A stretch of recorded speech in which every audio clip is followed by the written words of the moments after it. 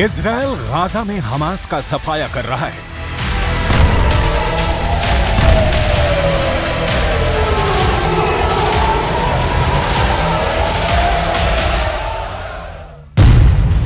Lebanon front पर Israel Hezbollah को सबक सिखा रहा है।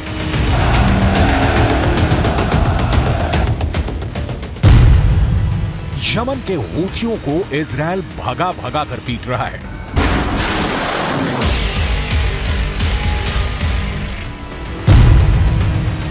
इराक में इजराइल मिलिशिया फाइटर्स को मिसाइल धमाके से उड़ा रहा है।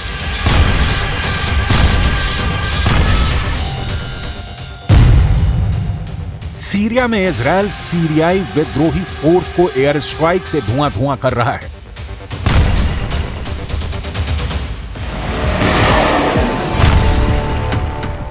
इजराइल का बारूदी हमला हर गुजरते दिन के साथ तेज हो रहा है।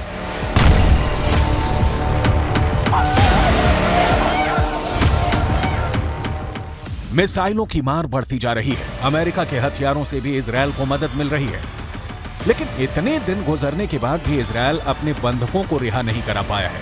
इतना ही नहीं, इजराइल ने अब तक हमास के किसी टॉप कमांडर को भी ठिकाने नहीं लगाया है। कई फ्रंट पर युद्ध में उलझे इजराइल के लिए अब सबसे बड़े दुश्मन ने नई आफत को बुलाया है। हमास अपने सुसाइड दस्ते को जंग में उतार रहा है। इजराइल के खिलाफ हमास ऐसे जल्लादों का जत्था जंग में उतारने जा रहा है जिनके क्रूर कारनामे कलेजा कमाने वाले हैं।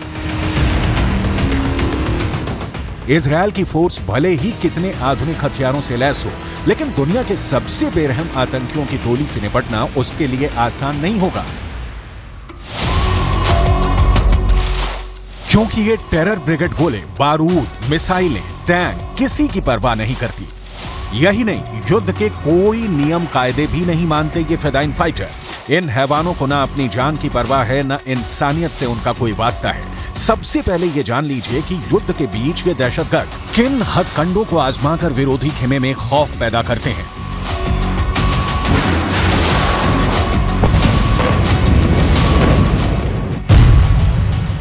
अग्निकुंड में भून देने वाले शैतान, युद्ध में थंडर बोल्ट बम फटेगा, गला रेत कर मारने वाले जल्लाद। इजराइल फोर्स के सामने हमास की आत्मघाती आर्मी।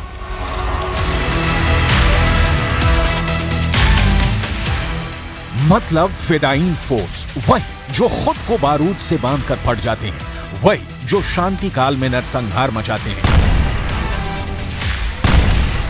वही जिनकी नस नस में मजहबी जिहादी जहर घुला है। इन्हें हमास का खुदकुश दस्ता भी कहा जाता है। कौन है ये? इनकी तादाद कितनी है? इनकी ट्रेनिंग हमास फाइटर से अलग कैसे है? इजराइल के लिए ये फिदाइन फोर्स कितनी बड़ी चुनौती है? हमास के चलते फिरते मानव बम क्या जंग का नतीजा बदल पाएंगे? आप इन सवालों के जवाब इजराइल के राष्ट्रपति के दावे के आधार पर लगा सकते हैं, जिन्होंने हमास के सबसे खूंखार दहशतगर्दों पर खुलासा किया है। पश्चिमी मीडिया में इजराइल के राष्ट्रपति इसहाक हर्जोग का एक किताब लहराने का वीडियो वायरल है। इजराइल के प्रेसिडेंट के हाथ में हमास के आतंकी की तस्वीर छपी किताब विस्फोटक बताई जा रही है, क्योंकि ऐसी एक बुकलेट इजराइल फोर्स को युद्ध में मारे गए हमास आतंकी के पास से भी मिली है। इस किताब को हमास का बुक बम भी कहा जा रहा है। पहले ये जान लेते हैं कि इजराइल फोर्स के हाथ लगा बारूदी साहित्य कितना भयावह है। 7 अक्टूबर की सुबह हमास के आतंकियों ने इजराइल में घुसकर आतंक बरपाया।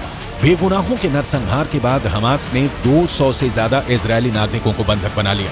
इसके बाद इजराइल का ऑपरेशन शुरू हुआ। इजराइल ने हमास के गढ़ गाजा पट्टी को बारूद से पाट दिया। इसके साथ ही इजराइल डिफेंस फोर्स के जवानों ने गाजा में सर्च ऑपरेशन शुरू किया। इसी सर्च ऑपरेशन के दौरान हमास के मारे गए एक आतंकी के पास एक बारूदी बुकलेट मिली। इस बुकलेट के ब्यौरे ने इजराइल फोर्स के साथ नेतन्याहू की भी टेंशन बढ़ा दी है, क्योंकि हमास के आतंकी से मिले बुकलेट में इजराइल से युद्ध के सारे पैंतरे लिखे थे। हमास के आतंकी से मिले बुकलेट में इजरायली नागरिकों को बंधक बनाने से जुड़ी गाइडलाइन लिखी गई है। हमास की किताब में लिखा गया है कि बंधकों में जो भी ज्यादा समस्या पैदा करे उसे फौरन जान से मार देना है। हमास के इस टेरर लिटरेचर के 8 पन्ने सबसे विध्वंसक हैं, जिसमें बंधकों को मौत के घाट उतारने के तरीके बताए गए हैं। इसके साथ ही हुलिया बदलकर इजरायली नागरिकों में घुल मिल जाने के तरीके भी किताब में लिखे गए हैं। इसका मतलब है कि 7 अक्टूबर को इजरायल पर धावा बोलने वाले हमास के कुछ आतंकी अब भी इजरायल में छिपे हो सकते हैं।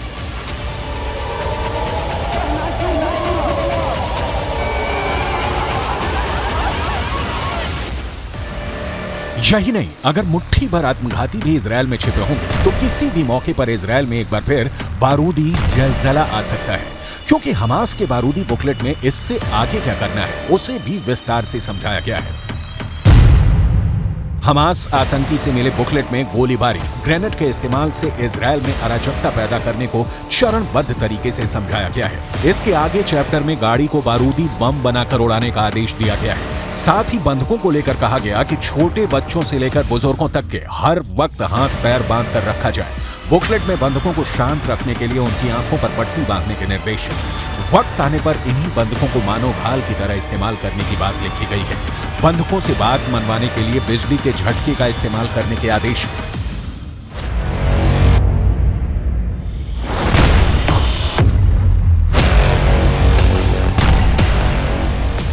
हमास की इसी बुकलेट को इजरायल के राष्ट्रपति इसहाक हर्जोग ने पश्चिमी मीडिया में दिखाकर हमास की हकीकत से सबसे रूबरू करवाया।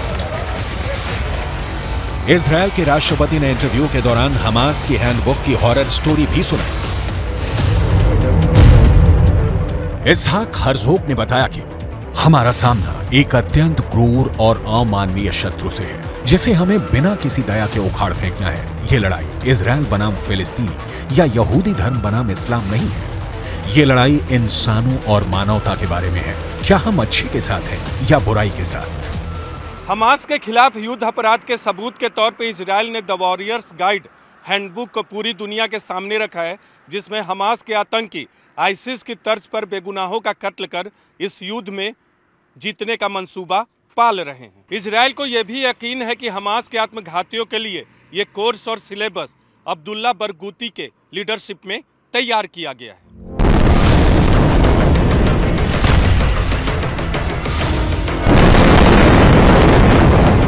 अब्दुल्ला बरगूती बम ब्लास्ट के लिए डेटोनेटर बनाने के लिए कुख्यात है। उसे आलू के इस्तेमाल से बम विस्फोटक और जहरीले हथियार बनाने का उस्ताद माना जाता है।